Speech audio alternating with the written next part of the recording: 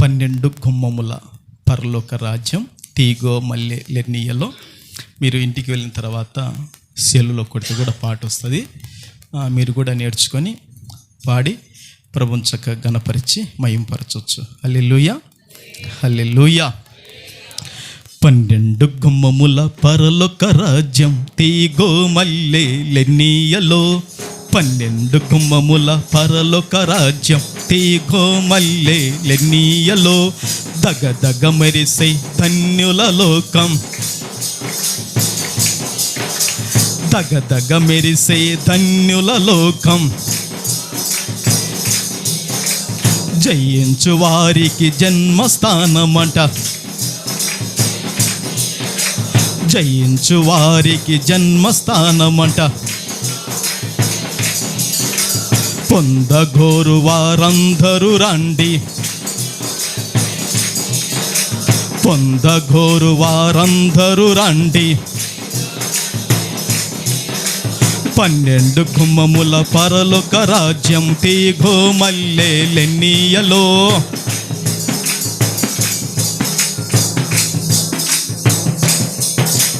స్తోత్రం. చప్పట్లు కొడదాం, ప్రభువును కనపడతాం గాక. 12 రకాల రాళ్ళతో కట్టిరి తీగో మల్లె లెర్నియలో. 12 రకాల రాళ్ళతో కట్టిరి. మొదటి రాయి సూర్యకాంతము, రెండవ రాయి నీలవర్ణము, మూడవ రాయి యమునా రాయి, నాలుగవ రాయి పచ్చగుందట తీగో మల్లె లెర్నియలో. 5వ రాయి వైడూర్యము, 6వ రాయి కెంపు వంటిది, 7వ రాయి సువర్ణ రత్నము, 8వ రాయి గోమేదికము తీగో మల్లె. 12 గుమ్మముల పరలోక రాజ్యం, దగదగ మెరిసే ధన్యుల లోకం.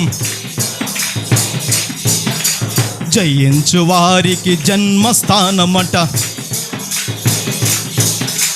పొందగోరు వారందరూ రండి. 9వ రాయి పుష్పరాగము తీగో మల్లె లెర్నియలో.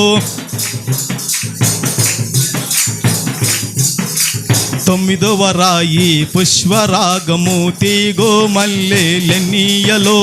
10వ రాయి సువర్ణ సునియము, 11వది పద్మరాగము, 12వది సుగంధమంట. ఏడుపులేని ఏకైక రాజ్యము తీగో మల్లె. దుఃఖము లేని గొప్ప లోకము, కష్టము లేని కరుణ లోకము, మరణము లేని మంచి లోకము, స్తుతి గీతాలకు మూల కేంద్రమట. 12 గుమ్మముల పరలోక రాజ్యం,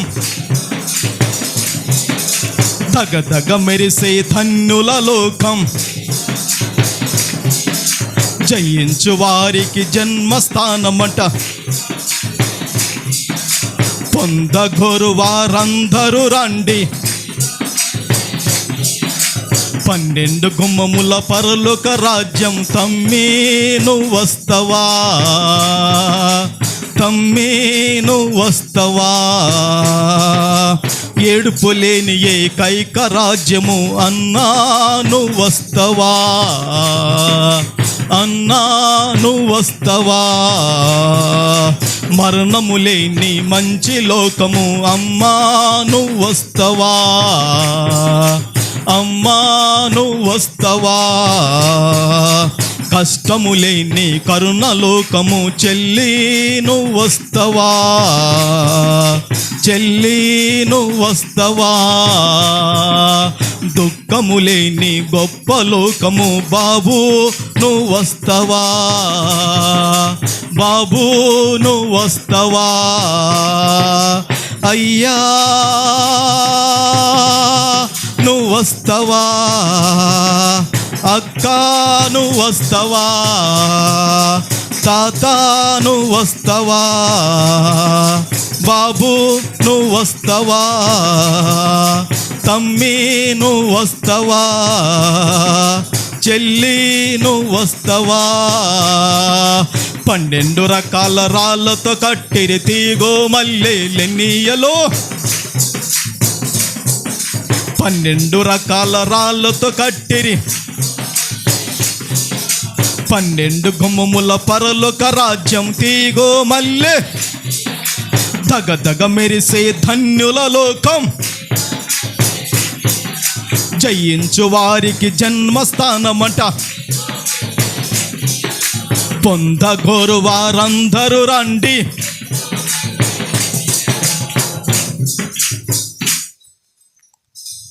ఈ 12 రకాల ఈ ముత్యములతో, ఈ రత్నాలతో పరలోకపు పట్టణాన్ని దేవుడు కట్టాడంట. ప్రభుకు మహిమ కలుగును గాక. హల్లెలూయా. మొదటి రాయి సూర్యకాంతముతో కట్టినాడంట. 2వ రాయి నీల వర్ణముతో కట్టాడంట. 3వ రాయి యమున రాయి. 4వ రాయి పచ్చగా ఉంటుందంట. ఇట్లా ఒక్కొక్క రాయితో ఆ పరలోక రాజ్యాన్ని దేవుడు కట్టాడు. అది మనము సొంతం చేసుకోవాలి. ప్రభుకు మహిమ కలుగును గాక. హల్లెలూయా.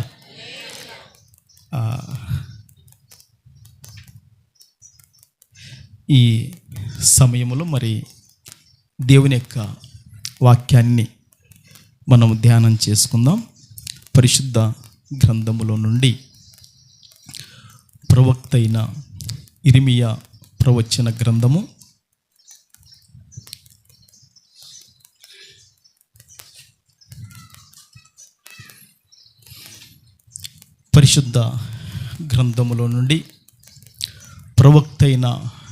5 ప్రవచన గ్రంథము. దేవుని బిడ్డలారా, 5వ అధ్యాయము 25వ వాక్యాన్ని చదువుకుందామండి. 5:25.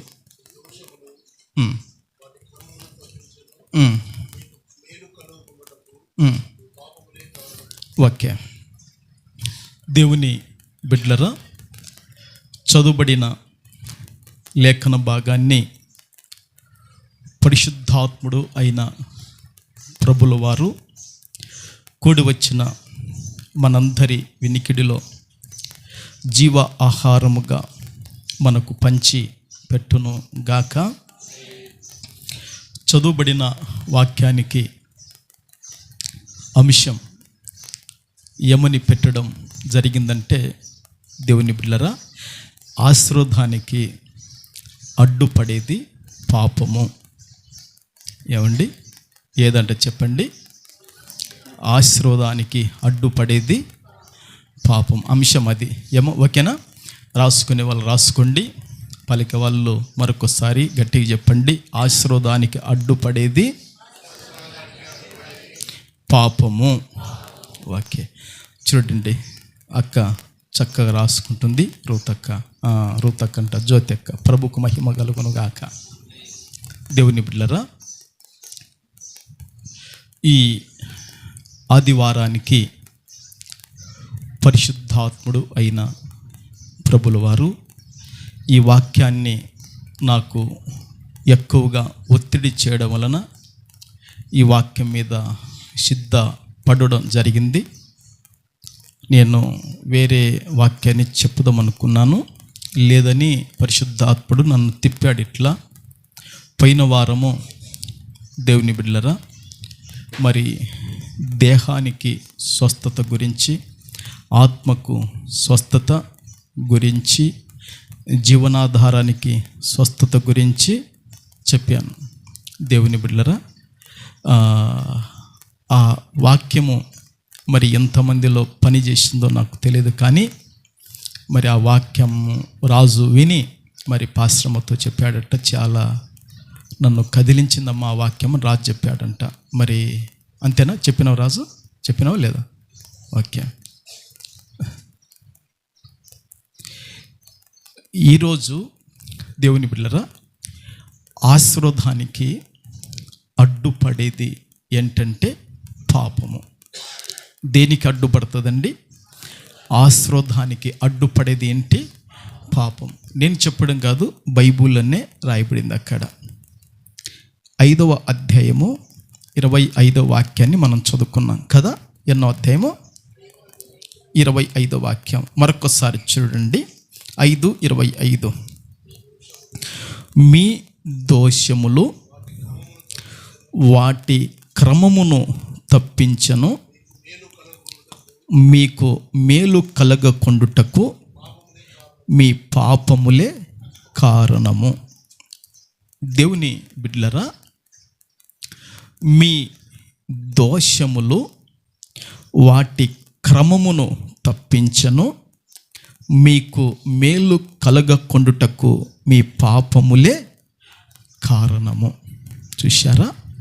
ఇక్కడ దోషములు, ఆ తర్వాత పాపాలు. ఏంటంటే చెప్పండి, దోషములు, పాపములు. ఈ దోషములు దేవుని బిడ్డలారా క్రమాన్ని ఏం చేసినాయి? తప్పించినాయి. పాపాలు మేలు కలగకుండా ఉండటానికి అవి అడ్డుపడుతున్నాయని చెప్పాడు.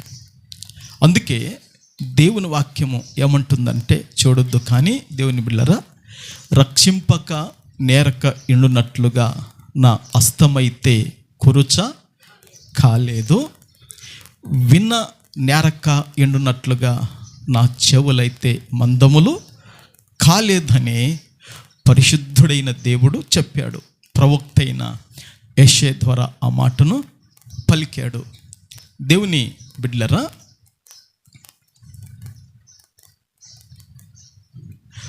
యోధా వారు, ఈ యోధవారు దేవుని బిడ్డలారా వినండి జాగ్రత్తగా, నా వైపు చూడండి. యోధవారు యెరూషలేము నగరములో నివాసం చేస్తున్నారు కదా. ఈ యెరూషలేము నగరములో కాక అనేక నగరాలలో కూడా యూదవారు నివాసము చేస్తున్నారు. నగరాలలో నివాసం చేస్తున్నారు. తర్వాత వినండి, పట్టణాలలో కూడా ఏం చేస్తున్నారు? నివాసము చేస్తున్నారు. మూడవదిగా పల్లె కోన సీమలలో కూడా వాళ్ళు ఏం చేస్తున్నారు? నివాసము చేస్తున్నారు.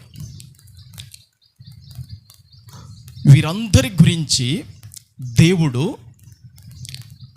ప్రవక్త అయిన ఇర్మీయాలో ఉండి ఏమని మాట్లాడుతున్నాడంటే, మీ దోషములు, మీ యొక్క పాపములు, మీ యొక్క అతిక్రమములు, మీ యొక్క అక్రమాలు వాటి క్రమాన్ని తప్పించాయి, మీకు మేలు కలగక ఉండుటకు మీ యొక్క పాపాలే కారణమని చెప్పాడు. ఏంటి ఆ క్రమం అని వాక్యపు వెలుగులో చూస్తే దేవుని బిడ్డలారా, యోధా వారికి దేవుని బిడ్డలారా తొలకరి వర్షము కడవరి వర్షం ఏమైపోయిందంటే కురవకుండగా దేవుడు ఆఫ్ చేశాడట. ఏ వర్షాన్ని?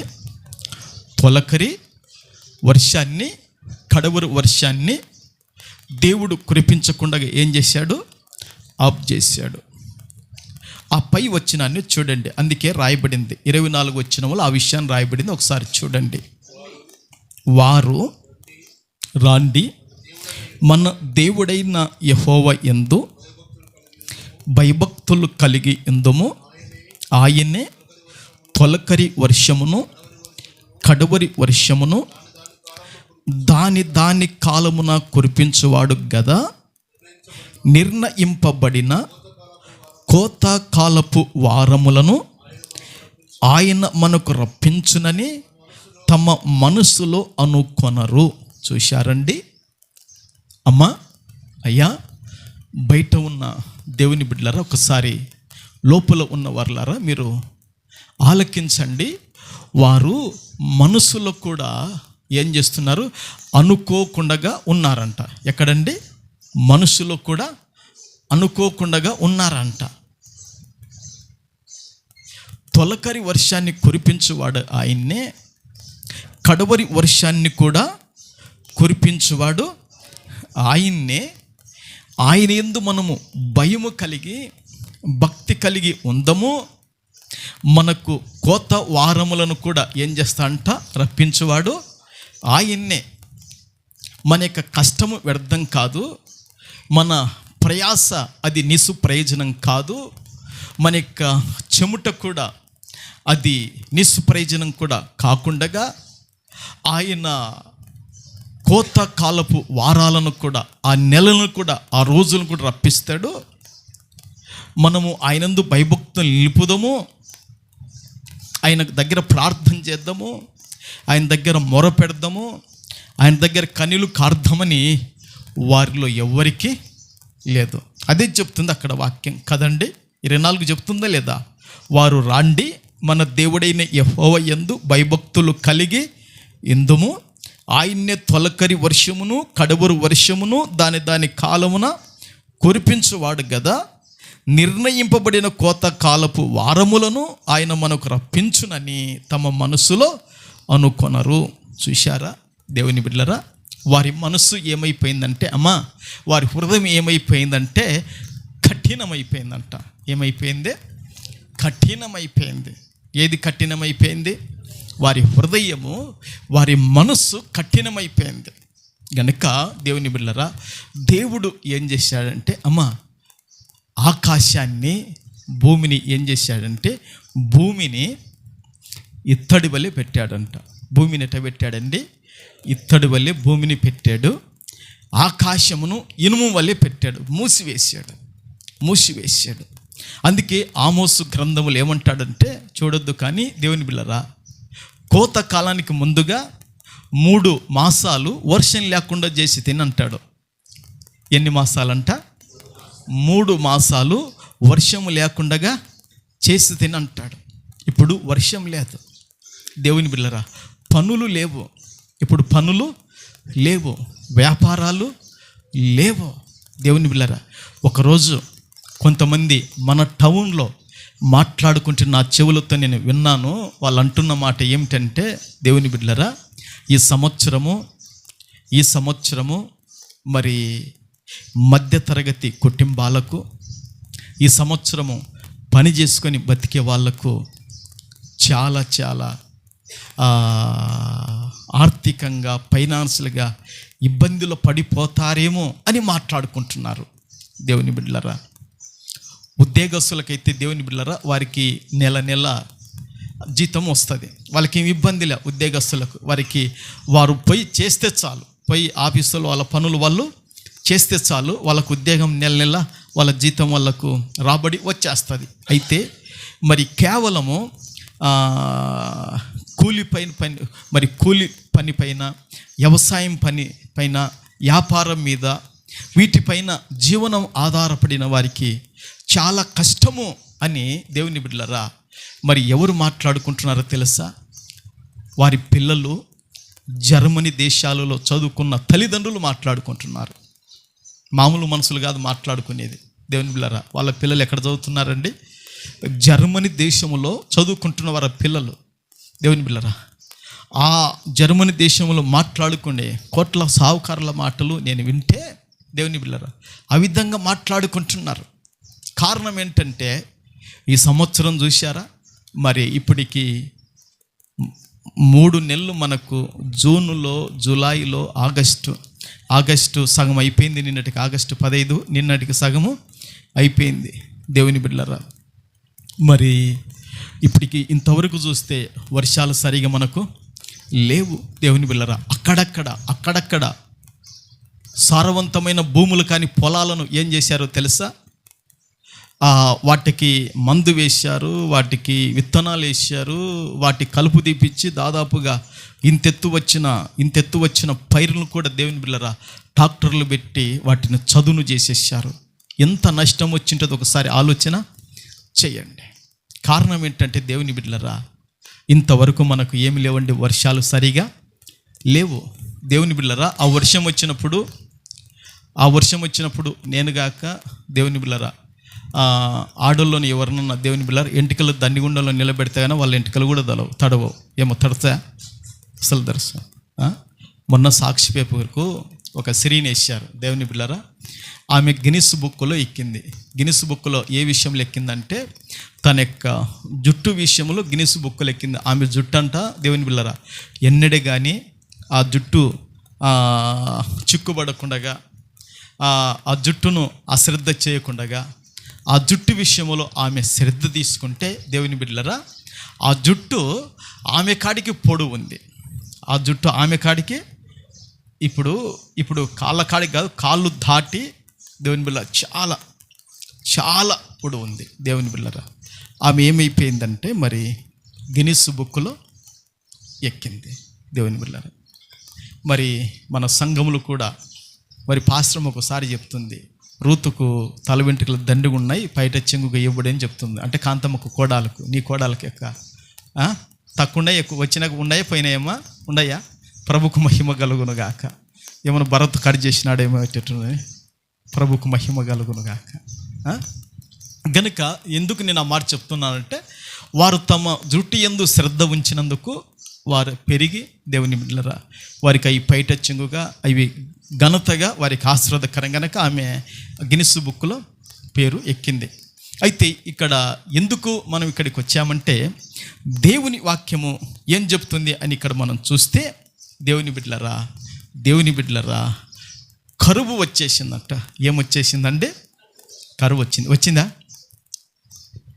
అది రావటానికి కారణం ఏంటని వాక్యములు చూస్తే దేవుని బిడ్డలారా మీ దోషములే, మీ పాపములే వాటి క్రమాన్ని ఏమైనాయి తప్పించినట్టే. ఏ క్రమము?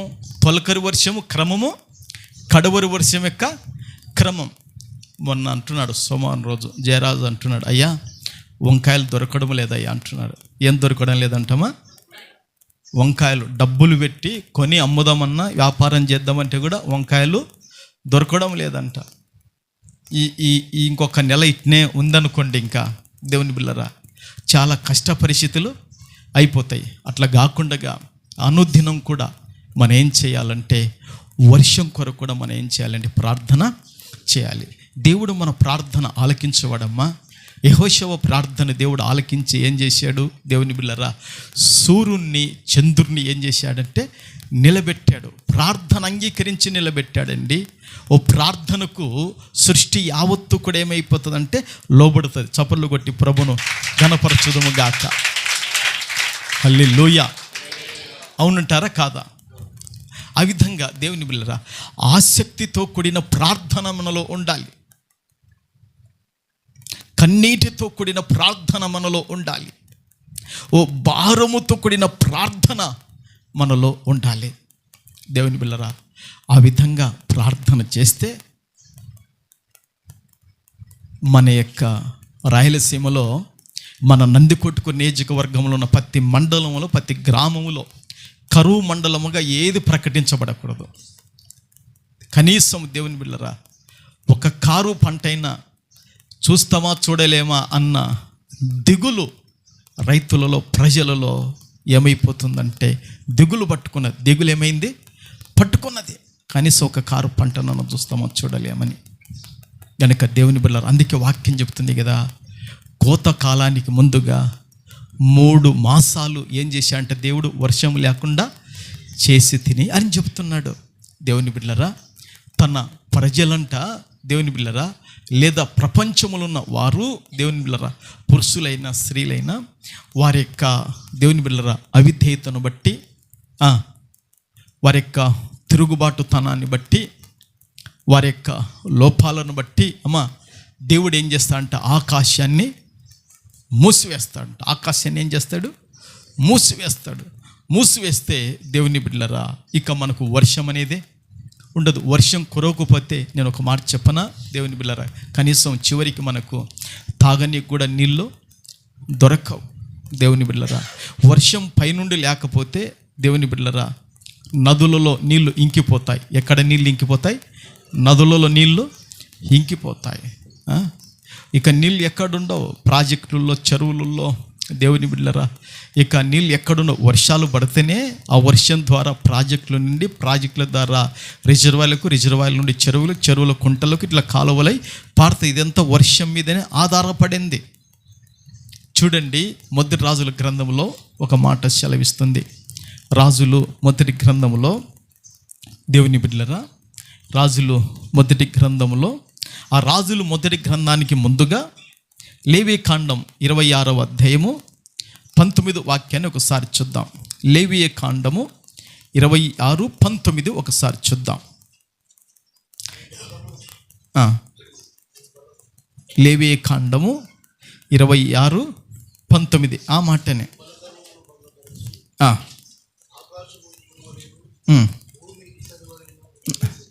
చాలు. ఇప్పుడు లేవీకాండము 26వ అధ్యాయము ఎన్న వచ్చిన చదువుకున్నాం చెప్పండి? 19 చదువుకున్నాం కదా. ఈ 19లో ఏం రాయబడింది? మీ బల్ల గర్వమును భంగ పరిచి ఆకాశము ఏం చేస్తాడంట? ఇనుము వలెను భూమిని ఇత్తడి వలెను ఉండ చేసేదను. చూశారా దేవుని బిడ్డలారా? ఇక్కడ ఏముంది? మీ బల గర్వమును భంగపరిచి అని ఉంది కదా. ఎట్లుంది చెప్పండి? మీ బల గర్వమును ఏం చేస్తాను? భంగపరిచి. అంటే దానికి అర్థం ఏమిటంటే, దేవుని బిడ్డలారా, మీ మొండి గర్వాన్ని అనగగొట్టి వేస్తాను అంటున్నాడు. ఏమంటున్నాడు చెప్పండి? మీ మొండి గర్వాన్ని అనగగొట్టి వేస్తాను. ఈ మాట కొంచెం మీకు అర్థం కాకపోవచ్చు. ఏ మాట? మీ బల్ల గర్వమును భంగపరిచి అంటే కొంచెం అర్థం కాకపోవచ్చు, అంతేనా? దానికి సరైన మీకు అర్థమవుతుంటే చెప్తున్నాను. ఏంటి? మీ మొండి గర్వాన్ని అనగగొట్టి వేస్తాను. మీ మొండి గర్వాన్ని అనగగొట్టి వేసి ఏం చేస్తానంటే ఆకాశమును ఎట్ట పెడతా అంటున్నాడు? ఇనుము వలె పెడతా అంటున్నాడు. తర్వాత భూమిని ఇత్తడి వలెను చేస్తాను అని చెప్తున్నాడు. చూశారా దేవుని బిడ్డలారా? అప్పుడంట వర్షము ఏమైపోతుందంటే పడనప్పుడు, అమ్మా నీవు ఏ కడుపు కొరకు కష్టపడి జీవనాధారం కొరకు ప్రయాసపడుతున్నావో నీ బలం ఉడిగిపోతుందంట అని కింద ఉంది చూడండి ఒకసారి. దాని మీద నేను వాక్యం చెప్పాను. దేవుని బిడ్డలారా, మీ బలము ఏమైపోతుంది? ఏమి ఉడిగిపోతుంది నువ్వు అనుకుంటావు. నాకు బలం ఉంది, నాకు శక్తి ఉంది, నాకు పుష్టి ఉంది అనుకుంటావు నువ్వు. ఏమిలే, దేవుడు అది లేకుండా చేస్తే ఉన్న బలం ఏమైపోతుందంట? ఎందుకంటే అన్ని రేట్లు ఎక్కువైపోతుంటాయి. ఏమైపోతాయి? రేట్లు ఎక్కువైపోతుంటాయి. మీ బలము ఉడిగిపోవును. తర్వాత ఏమంటాడు? అస్సలు ఇంకా నీ భూమి ఇంకా పంటను చూడలేవు. మీ దేశ వృక్షాల అవి కూడా ఇంకా ఏమి కూడా ఉండవు, వృక్ష ఫలాలు కూడా ఉండవు. చూశారా? గనక దేవుని బిడ్డలారా, దేవుని వాక్యం చెబుతుంది ఏంటో తెలుసా? మీ దోషములు వాటి క్రమమును తప్పించను, మీ పాపములు మీకు మేలు కలగక ఉండుటకు కారణాలు అని రాయబడింది. అది చెప్తాను వినండి. రాజైన సొలొమోను కూడా ప్రార్థన చేస్తాడు. ఏమని ప్రార్థన చేస్తాడు? మొదటి రాజుల గ్రంథంలో ఒకసారి చూడండి. రాజులు మొదటి గ్రంథంలో చూడండి. రాజులు మొదటి గ్రంథంలో 8వ అధ్యాయము ఒకసారి చూడండి. రాజులు మొదటి గ్రంథము 8వ అధ్యాయము దేవుని బిడ్డలారా 35, 36 ఒకసారి చూద్దాం.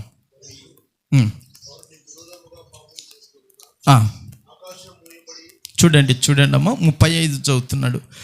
మరియు వారు నీకు విరోధముగా పాపము చేసినందున ఆకాశము మొయ్యబడి వర్షం లేకపోగా నీవు వారిని ఇలాగు శ్రమ పెట్టుట వలన వారు నీ నామమును ఒప్పుకొని తమ పాపములను విడిచి ఈ స్థలం తట్టు తిరిగి ప్రార్థన చేసిన ఎడల నీవు ఆకాశమందు విని నీ దాసులైన ఇశ్రాయేలీలకు నీ జనులు చేసిన పాపమును క్షమించి వారు నడవలసిన సన్మార్గమును వారికి చూపించి నీ జనులకు నీవు స్వాస్థముగా ఇచ్చిన భూమి మీద వర్షము కురిపింపుము.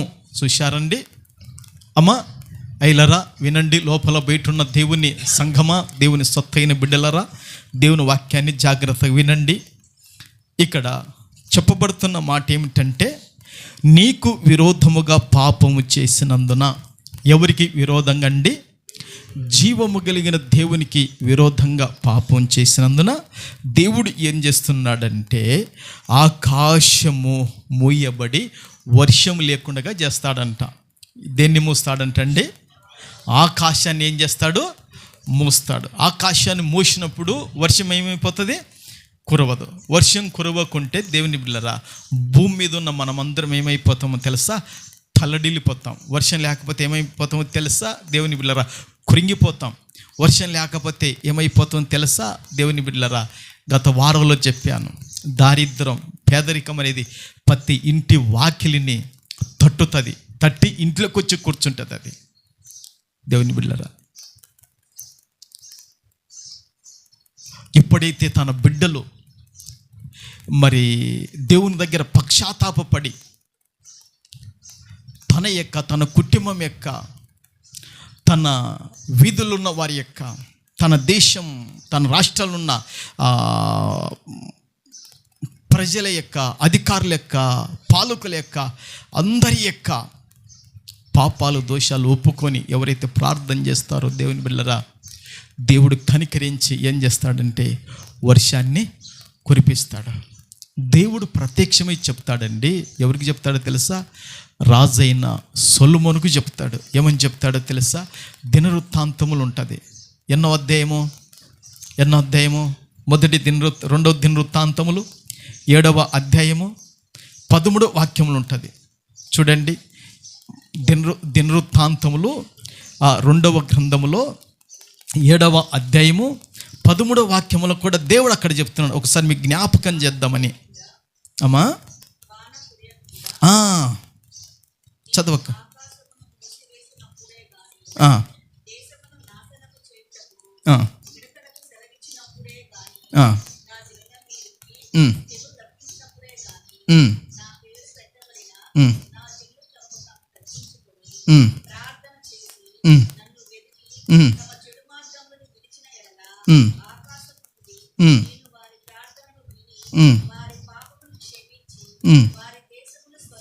చప్పట్లు కొట్టి ప్రభువును ఘనపరచుదాము గాక, గట్టి కొడదాము గాక దేవునికి. ఓకే, దేవుడు సొలొమోనుకు రాత్రిలో ప్రత్యక్షమయ్యాడు. ఎప్పుడయ్యాడమ్మా? రాత్రిలో ప్రత్యక్షమయ్యాడు. నేను ఒక మాట చెప్తాను. పగులల్లా మీ పని పాటల్లో మీరు నిఘ్నమై ఉంటారు. అయితే రాత్రిలోపు కుటుంబ ప్రార్థన చేసుకుంటారు కనుక, కుటుంబ ప్రార్థన చేసుకొని పనుకున్న తర్వాత, ప్రభువా ఈరోజు నీ స్వరము వినుటకు నా ప్రాణం ఆశపడుతుంది ప్రభువా అని ఒక్కరికైనా ఉండాలి. కుటుంబంలో ఒక్కరికైనా ఉండాలి. ప్రభువా ఈరోజు నీ స్వరము నా చెవులకు వినబడాలయ్యా, నీ స్వరము నన్ను దర్శించాలయ్యా అని అలాంటి ఆశ మనలో ఉండాలి. దేవుని బిడ్డలారా, ఇక్కడ దేవుడు రాత్రిలో మాట్లాడాడు. ఎవరితో? రాజైన సొలొమోనుతో మాట్లాడాడు. మాట్లాడి ఏమంటున్నాడంటే, దేవుని బిడ్డలారా, వాన కురియకుండా నిన్ను ఆకాశమును మూసివేసినప్పుడే కానీ అంటున్నాడు. చూడండి, చూశారండి? వాన కురియకుండా దేవుడు ఏం చేస్తాడంట? ఆకాశాన్ని మూసివేస్తాడు. దేవుని బిడ్డలారా,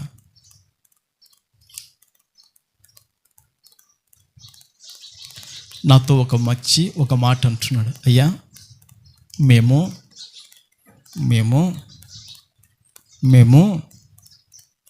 గాలిని కొంటున్నామయ్యా, మేము వెలుతురును కొంటున్నామయ్యా, మేము నీరును కొంటున్నామయ్యా అని చెప్పాడు.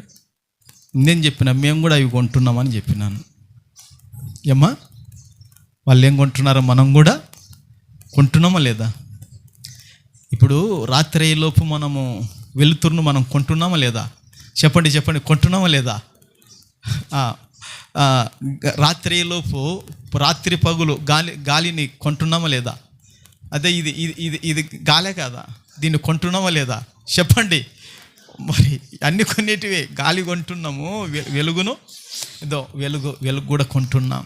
దేవుని బిడ్డలారా, నీరును కూడా కొంటున్నాం, తాగనీగా కొంటున్నాం. దేవుని బిడ్డలారా, అవసరత కొంటున్నాం, అంతా కొనేది అయిపోయింది ఇప్పుడు. గనుక పరిస్థితులు చాలా చాలా దిగజారిపోయినాయి. మనము దేవుని విషయంలో, దేవుని బిడ్డలారా, ప్రభును గట్టిగా ఆనుకొని ఉంటే తప్ప వీటన్నిటి విషయాలు దేవుడు మనకు అత్యధికమైన మేలును ప్రభు మనకు అనుగ్రహించబోతున్నాడు. ప్రభుకు మహిమ కలుగునుగాక. దేవుని బిడ్డలారా, దేవుడు తొలకరి వర్షాన్ని, దేవుడు కడవరి వర్షాన్ని ఏం చేస్తాడంటే కురిపించేవాడు. అయితే ఈ వర్షాలు పడకపోవటానికి కారణం ఏంటని చూస్తే ప్రజల యొక్క మొండితనం అంట. ప్రజల యొక్క మొండితనము, వారి దోషాలంట, వారి పాపాలంట అని వాక్యములో కొన్ని విషయాలు నేను మీకు చూపించాను. అయితే దేవుని బిడ్డలారా, ఇప్పుడు మనం చదువుకున్న ఇర్మియా గ్రంథంలోకి మనం వెళ్ళాలి. మనం చదువుకున్న ఇర్మియా గ్రంథంలోకి అందరూ రాండి. ఒకసారి అందరూ రాండి. ఏమ్మా అందరూ రండి. ఎక్కడికి వస్తారు? ఇర్మియా గ్రంథంలోకి రండి. దేవుని బిడ్డలారా, 5వ అధ్యాయం చదువుకున్నాం కదా. ఎన్నో అధ్యాయం చదువుకున్నాం? 5వ అధ్యాయం చదువుకున్నాం. దేవుని బిడ్డలారా, 25వ వాక్యాన్ని చదువుకున్నాం. 5:25 ఏముంది? మీ దోషములు వాటి క్రమాన్ని తప్పించాయి, మీకు మేలు చదవక మీకు మేలు కలగకుండుటకు మీ పాపములే కారణం. దేవుని బిడ్డలారా, ఒక్క మాట పరిశుద్ధాత్ముడు జ్ఞాపకం చేస్తున్నాడు. యేసు ప్రభు ఏమన్నాడంటే, బెతెస్దా కోనేరు దగ్గర ఎన్ని సంవత్సరాల నుంచి పడిపోయినాడు? 30 చూడండి, ఎన్ని సంవత్సరాలు? మీ డౌట్ తీరని యోహాను సువార్తలు ఉంటుంది కదా. బెతెస్దా కోనేరు దగ్గర రోగి ఎన్ని ఏళ్ళ నుంచి పడి ఉన్నాడు అక్కడ? 30 ఉందా రాజు? రెఫరెన్స్ కనపడిందా? చూడు, చదువు నేను. ఓకే, థ్యాంక్ యూ రాజు, చెప్పినావు కదా ఫస్ట్. ఓకే, ఇద్దరిని బట్టి చప్పలు కొట్టండి. ఎన్ని సంవత్సరాలండి? 38 ఏండ్లు కదా. వానితో ప్రభు ఏం చెప్పాడో తెలుసా? ఆ వ్యక్తితో ప్రభు ఏం చెప్పినాడో తెలుసా? స్వస్థత పన్న తర్వాత, బాగుపన్న తర్వాత ఏం చెప్పాడో తెలుసా? నీకు మరి ఎక్కువగా కీడు కలగక ఉండుటకు ఇక నువ్వు పాపముల జోలి పోకాక అన్నాడు. ఉందా మాట? ఎన్నో వచ్చిన చెప్పునైనా అందరూ చూడండి. యోహాను సువార్త 5:14 చదువుశారు.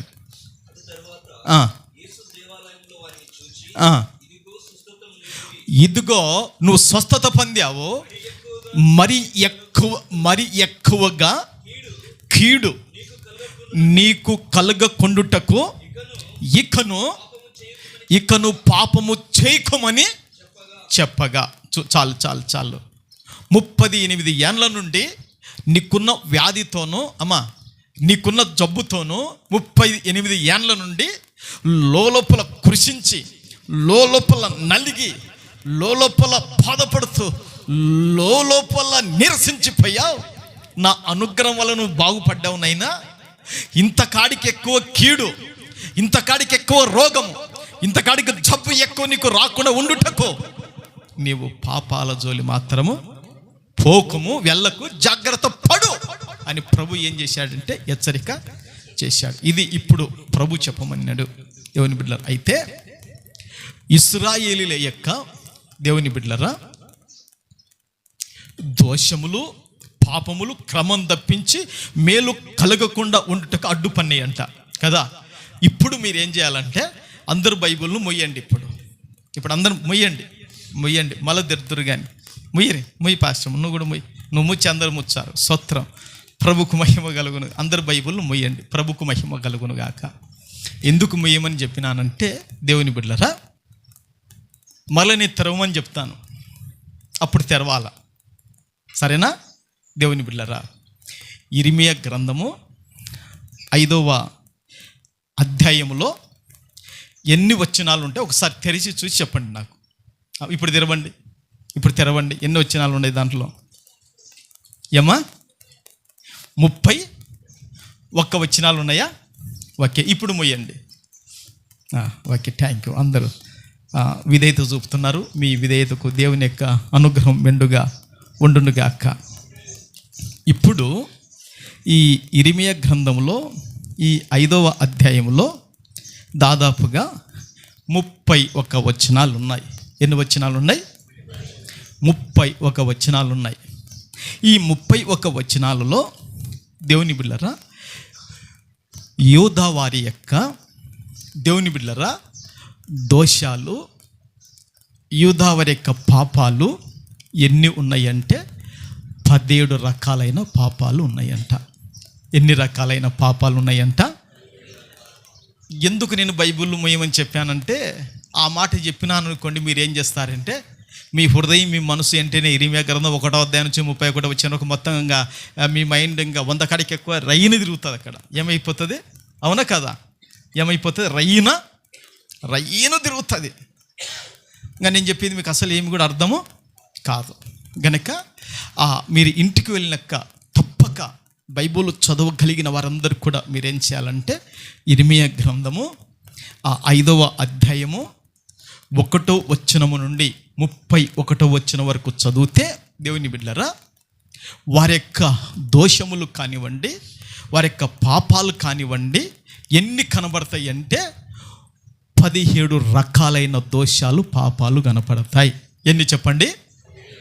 17 రకాలైన దోషాలు, పాపాలు కనబడతాయి. ఈ 17 రకాలైన దోషాలు, పాపాలు తొలకరి వర్షం, కడవరు వర్షం కురవకుండగా వాటి యొక్క క్రమాన్ని తప్పించేసినాయి.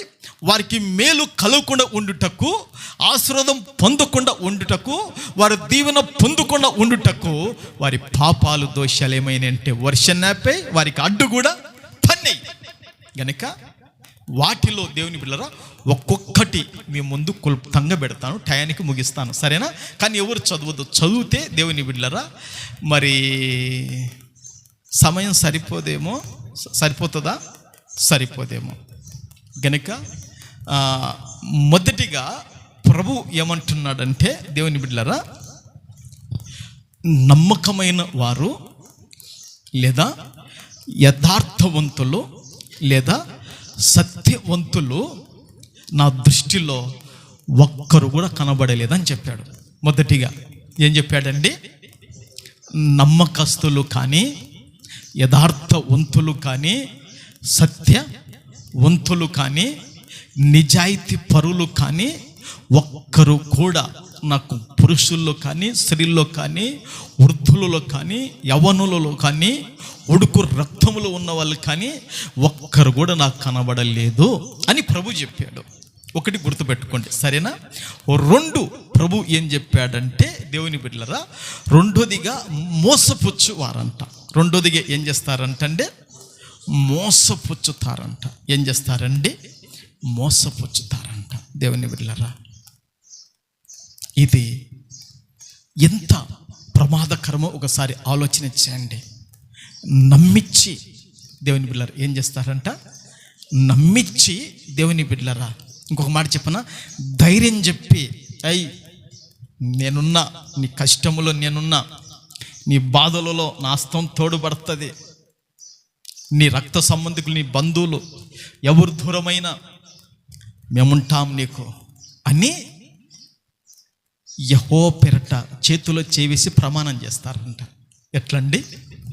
ఎట్లా చేతిలో చేయి వేసి ఏం చేస్తారంట? యెహోవా పేరట ప్రమాణము చేస్తారంట. భయం లేదు పని. కానీ అట్లా రెండో విషయంలో వాళ్ళు ఏం చేస్తారంటే మోసము చేసేవాళ్ళు. రెండో విషయం. మూడో విషయము వాళ్ళు ఏం చేస్తారంటే దేవుని బిడ్డలారా, రాతి కంటే వారి ముఖములో కఠినంగా ఉంటాయంట. ఎట్లా ఉంటాయంటే చెప్పండమ్మా? రాతి కంటే. దేవుని బిడ్డలారా, మా ఊర్లో ఎక్కువగా శుద్ధరాయి కనపడుతుంది. మా ఊర్లో ఏం కనపడుతుందండి? శుద్ధరాయి కనపడుతుంది, కలిరాయి కనపడదు. ఏమక్క ఇక్కడ కలిరాయి కనపడుతుంది, మాకెళ్ళి శుద్ధరాయి కనపడుతుంది. ఈ శుద్ధరాయి ఏమవుతుందంటే ఎత్తుకుంటుంటేనే ఒక్కొక్కసారి ఇరిగి కాలు మీద పడుతుంది. దానికాడ చాలా జాగ్రత్తగా ఉండాలి. కాలు మీద ఎల్ల మీద పడిందా తెగిపోతుంది. ఆ శుద్ధరాయి అది వేరు. దేవుని బిడ్డ పట్టుకుంటూనే కింద పడిపోతుంది. కానీ ఇక్కడ అంటాడు దేవుని బిడ్డరా, రాతి కంటే తమ ముఖములో ఎట్లున్నాయంట, కఠినము చేసుకొని ఉన్నారంట. దేవుని మాటల విషయంలో కానీ దైవికంగా కానీ వారు లోబడకుండగా, విధేయత చూపకుండగా ముఖములు కఠినం చేసుకొని ఉన్నారంట. నేను మొన్న ఒక పాస్టర్కి ఒక వాక్యం చెప్తే అతను అంటాడు, అయ్యా అది నీ జీవితంలో అక్షరార్థముగా నెరవేరిందయ్యా అని చెప్పాడు. ఏం మాట అదంటే ఒకసారి వాక్యం చూడండి. 2వ దినవృత్తాంతములు 20వ అధ్యాయము 20వ వాక్యం. 2వ దినవృత్తాంతములు 2వ దినవృత్తాంతములు 2వ దినవృత్తాంతములు 20వ అధ్యాయము 20వ వాక్యం.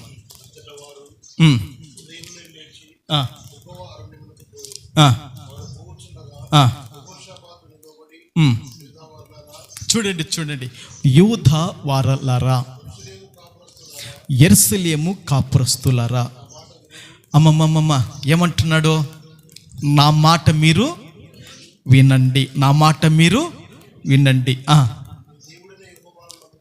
ఎవరిని నమ్ముకోవాలంట? గట్టిగా చెప్పండి, ఎవరు నమ్ముకోవాలంట?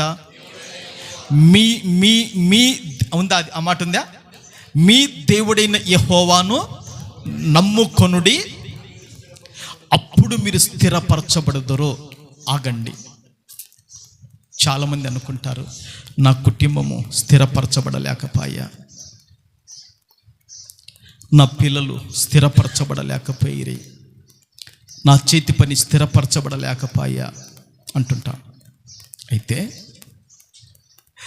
దేవుడైన యెహోవాను నమ్ముకున్నావయ్యా, అందుకే నీకు ఇచ్చిన పరిచర్య స్థిరపరచబడింది అని ఒక సేవకుడు చెప్పాడు. ప్రభుకు మహిమ కలుగునుగాక. దేవుని నమ్మినవాడు ఎన్నడూ దేవుని బిడ్డలరా చెడిపోడు. దేవుని నమ్మినవాడు స్థిరపరచబడతాడు. మీరు దేవుని నమ్మండి, మీ జీవితాలు స్థిరపరచబడతాయి. మీ పిల్లల్లో, మీ సంసారం, మీ కుటుంబం స్థిరపరచబడుతుంది. 2వ రాయబడింది, ఆయన ప్రవక్తలను ఉందా ఎవరినంట? ఆయన ప్రవక్తలు. అబద్ధ ప్రవక్తలు కూడా ఉంటాడు, జాగ్రత్తగా ఉండాలి. మనం మోసం చేసే వాళ్ళు ఉంటారు. దేవుని బిడ్డలారా, ఇంకొక మాట చెప్పనా, సత్యవాక్యం చెప్పకుండా దేవుని బిడ్డలారా కల్పనా కథలు చెప్పే వాళ్ళు ఉంటారు. ఆయన సేవకులను నమ్ముకొనుడే కృతార్థులగుదురు అని చెప్పాను. అంటే ఒకసారి చెప్పాను, దాని మీద మీకు గెలుపు కలగాలన్నా, మీకు విజయం కలగాలన్నా, మీకు మేలు కలగాలన్నా, మీ పైన దీవెన ప్రాప్తించాలన్నా ఆయన సేవకులను నమ్మాలి, కానీ విసర్జించకూడదు, త్రోసివేయకూడదు, అలక్ష్యం చేయకూడదు. కొట్టక గట్టి కొట్టు.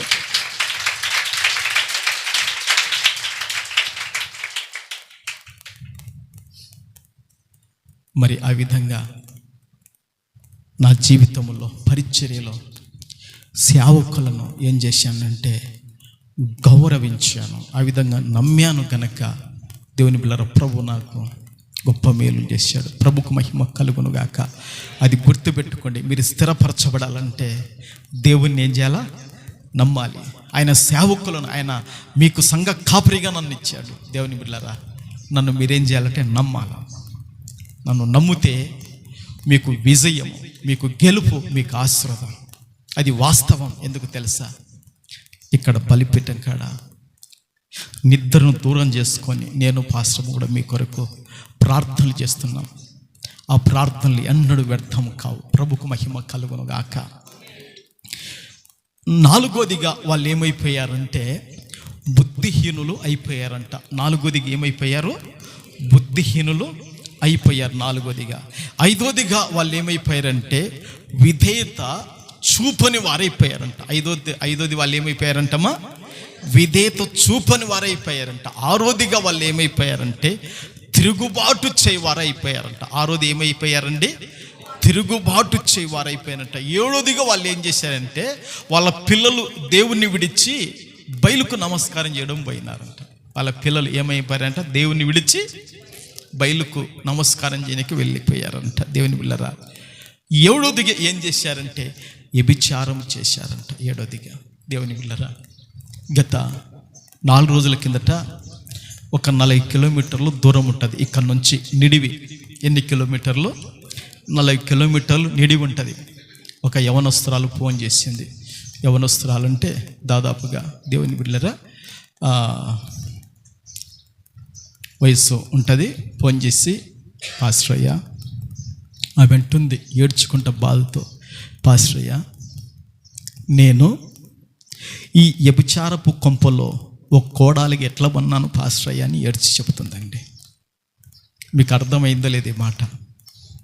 ఈ వ్యభిచారపు కొంపలో, ఈ వ్యభిచారపు కుటుంబంలో ఇంత భక్తి పరురాలను, ఇంత నీతిగా జీవించే దాన్ని పాస్టరయ్య ఎట్లా పన్న పాస్టరయ్య ఈ వ్యభిచారపు కొంపలో ఉంటుంది. ఏమంటే నా భర్త వ్యభిచారం చేసేవాడే, నా మర్ది వ్యభిచారం చేసేవాడే.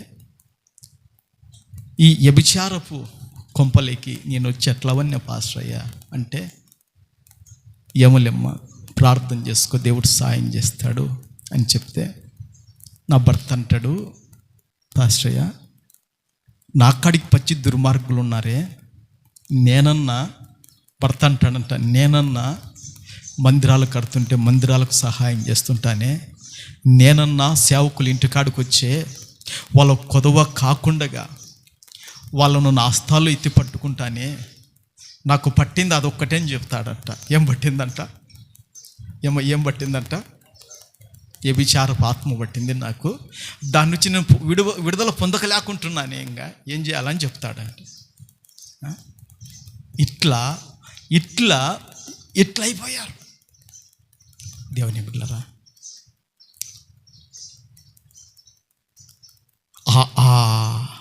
ప్రిఫరెన్స్ని చూపన మీకు చూడండి. ఇప్పుడు ఇరిమియా గ్రంథం లేకండి 5వ అధ్యాయంలో దేవుని బిడ్డలారా, ఎన్నోదని నేను చెప్పాను మీకు? ఎన్నోది చెప్పాను? ఎన్నోదని చెప్పానమ్మా? 8వ. 8వ అని చెప్పాను కదా. అక్కడ 7వ వచనములో ఉంటుంది చూడండి, 5:7లో ఉంటుంది. నీ పిల్లలు నన్ను విడిచి దైవం కాని వాటి తోడని ప్రమాణము. మరి కరెక్ట్ చెప్పాను లేదా చెప్పండి వాక్య. తర్వాత అమ్మమ్మమ్మమ్మ ఎట్లనంటండి? ఎట్లనంట? తృప్తిగా పోషించుతాడంట దేవుడు. అసలు నీకు బట్ట విషయంలో కొదవ కానీయడు, నీకు ఆహార విషయంలో కొదవ కానీయడు. ఏ విషయంలో దేవుడు కొదవ కానీయకుండా తృప్తిగా పోషించినను. చూశారా? వారి వ్యభిచారము చేయొచ్చు, వేశ్యల ఇళ్ళలో గుంపులు కూడుదురు, నేనెట్లు నిన్ను క్షమించుదును అంటున్నాడు దేవుడు. అది ఎన్నోది? 8వ. ఎన్నోదంటది? 8వ. ఏం చేశారంట వాళ్ళు? వ్యభిచారము చేస్తున్నారంట. ఎంత ఘోరం అండి! మరి తన మనసుని ఇప్పి, తన హృదయాన్ని ఇప్పి ఒక సేవకునికి చెప్పుకుంటుంది సహోదరి, ఈ వ్యభిచారపు కొంపలు ఎట్లవన్నానో పాస్టరయ్య అని చెప్తుంది. చూశారా? తాను చేసే పాపము నా మీదికి, నా పిల్లల మీదకి ఆడొచ్చి పడుతుందని నేను గుండె వలిగిపోతున్న పాస్టరయ్య అంటుంది. ఇంకా ఏమమ్మా తర్వాత ఏం జరుగుతుందో తెలియదు. మనం చెప్పగలిగిన మాటలు కొన్ని చెప్తాం. అది 8వ దేవుని బిడ్డలరా. ఆ తరువాత 9వ ఏముందంటే దేవుని బిడ్డలరా, పొరుగు వాని భార్య పైన కన్నేస్తాడంట. ఎవరిపైన కన్నేస్తాడంట? ఉందా చూడండి, అక్కడనే ఉందా లేదక్క? జ్యోతక్క చదువు. ఏముందంట? బాగుగా బలిచిన గుర్రముల వలె ప్రతి వాడును ఇటు అటు తిరుగుచు తన పొరుగువాని భార్య వెంబడి సకిలించును. చూశారా? ఎంత పచ్చి దుర్మార్గులైపోయారు రత్నమ్మక్క వీళ్ళు.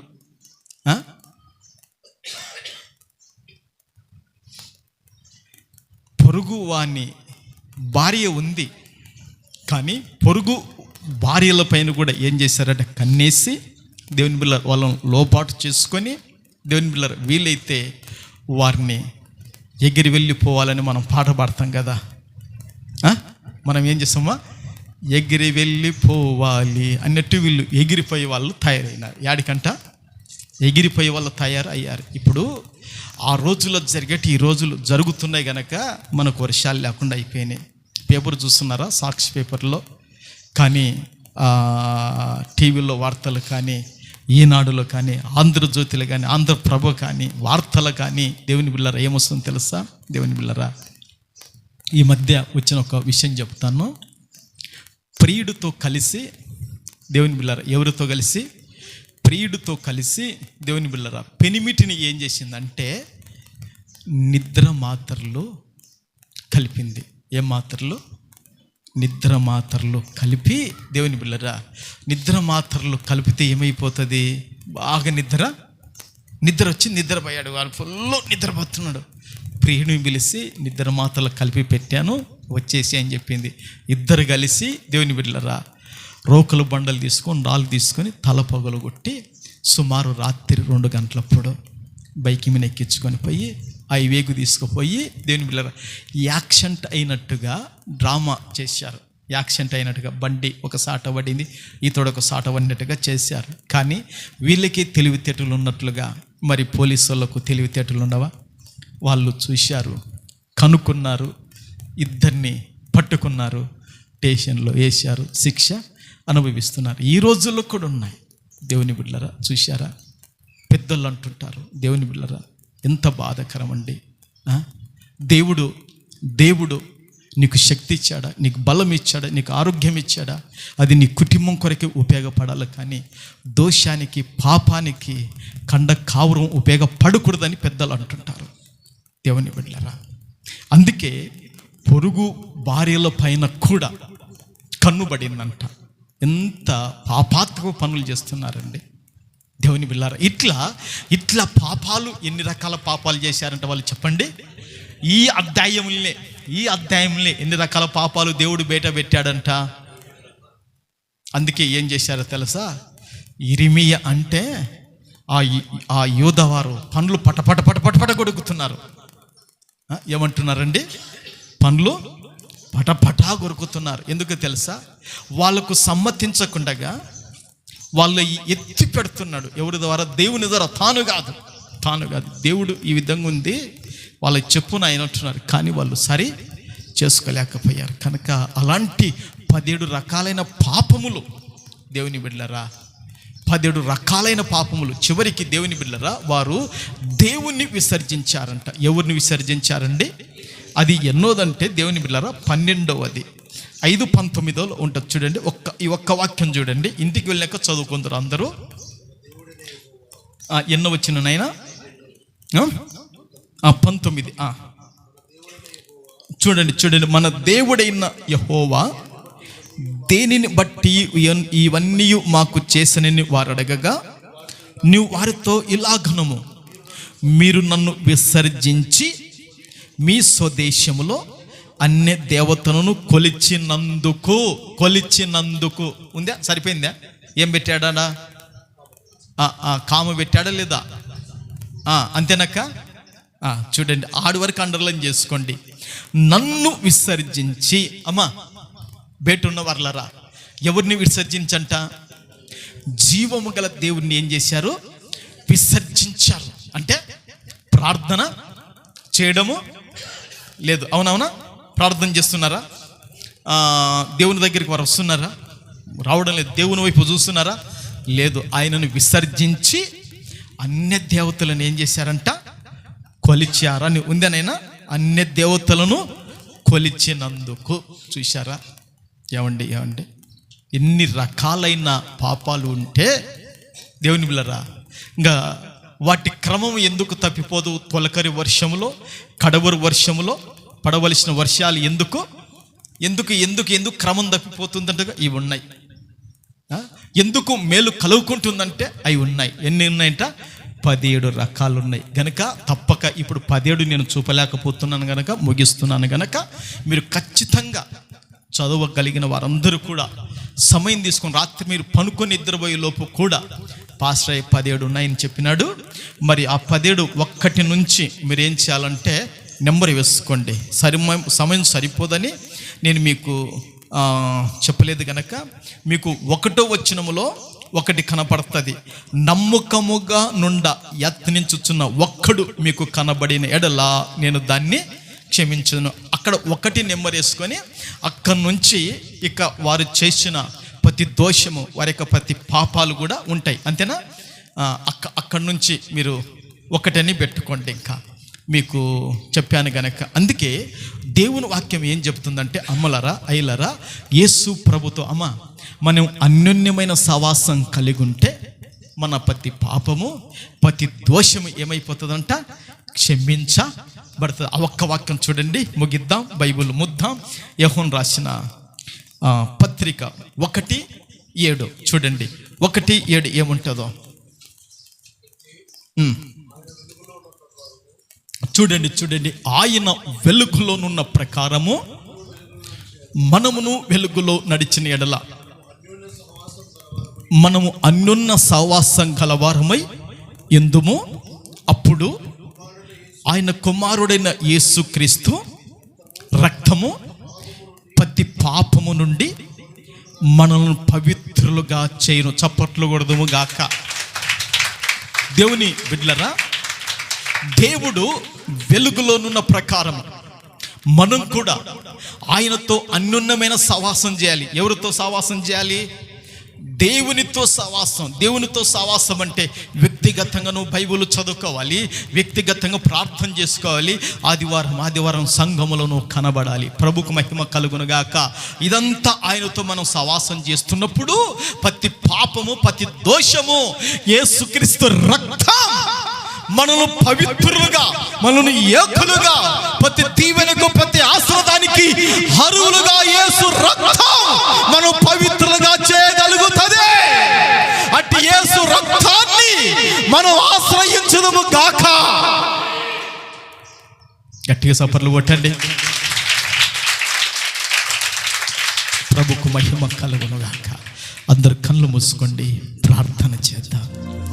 అవును ప్రభువా, అయ్యా, మీ దోషములు వాటి క్రమమును తప్పించను, మీకు మేలు కలుగకుండుటకు మీ పాపములే కారణమంటున్నావు.